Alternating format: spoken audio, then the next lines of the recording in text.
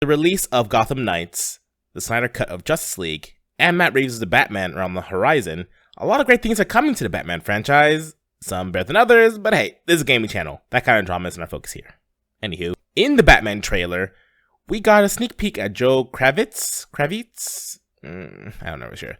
As Catwoman, who, like Batman, has been portrayed by a variety of different actresses through the decades. So, if others of the Batman family can get their own game, like in Gotham Knights, why not the cat? Wait, what? None at all! That movie got a video game? Are you serious? Oh, brother. Okay, so I probably should have done my research, more direct research, when I start recording this and started coming for the pitch for this idea, but let's advocate for another chance for a Catwoman video game. One that's actually comic book accurate. First, let's rewind the clock back to 2011 to Rocksteady Studios' Batman Arkham City, followed up by Arkham Knight in 2015. Both of which had downloadable content where the player can play as Catwoman for a mini-story. So, are you mean to tell me I'm the only gamer who wanted more Selina Kyle? Here's why I believe Catwoman is long overdue for her own solo title, Remake, video game. To quote Spectre in Kingdom Come, the Batman represents, quote, the zenith of human fortitude and ambition, end quote. If that is true, then the Catwoman represents something along the lines of the chaotic nature of human beings. That is, the need to satisfy our own ambitions regardless of their moral implications and consequences. Why did you do it, Selina? I have to be who I am.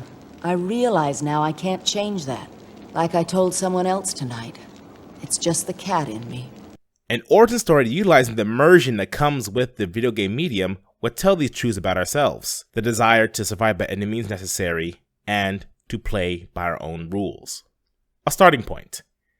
In Frank Miller's Batman Year One, Bruce Wayne walks through the red light district of Gotham where readers meet Selina Kyle working, well, read between the lines, which is a common choice for women, especially who feel that there are no other viable opportunities. Personally, I love scenes in any medium where Bruce Wayne, not Batman, walks through the dirty streets of Gotham to see how organized crime affects the lower class. However, whenever Bruce feels like it, he can just retreat from the Gotham underworld back into his mansion and therefore his life of privilege and protection. This version of Selina Kyle cannot do that. Later in the graphic novel, inspired by Batman, Selina takes on her own persona with her handcrafted cat costume, martial arts experience, and whip. That's it. Players of the Catwoman video game will have to figure it out from there, picking out what jobs she can, from petty thefts onto larger and more prestigious jobs. Money gained from jobs will allow the player to upgrade Catwoman's equipment, those being, again, her claws, whip, and eventually her goggles, which are separate from her innate abilities that come with leveling up. Going back to Year One, her first mission as the cat does not go the way she planned, but she still ends up making a name for herself on Carmine Falcone's face.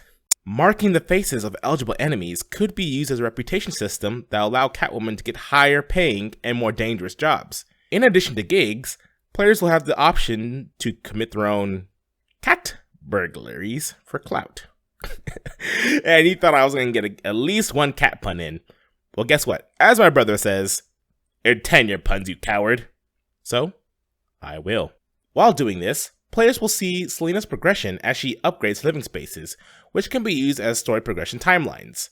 Her activities will attract the attention of heavier hitters in Gotham's underworld such as the Black Mask and the Penguin, and eventually our Dark Knight, all of which have the power to influence her more towards the good or the bad. And in keeping with Selina's chaotic nature, the player will have the freedom to choose how to interact with all of them, which will impact how her story unfolds. And of course, no action video game is complete without bosses. And to see how Catwoman matches against not only crime bosses, but the host of Arkham Asylum would be amazing to see. For example, in Batman The Long Halloween, Catwoman did tussle with Poison Ivy for Bruce Wayne's freedom. Let's expand on that! But why stop with Batman's enemies? Why not some of his allies as well? Picture this with me.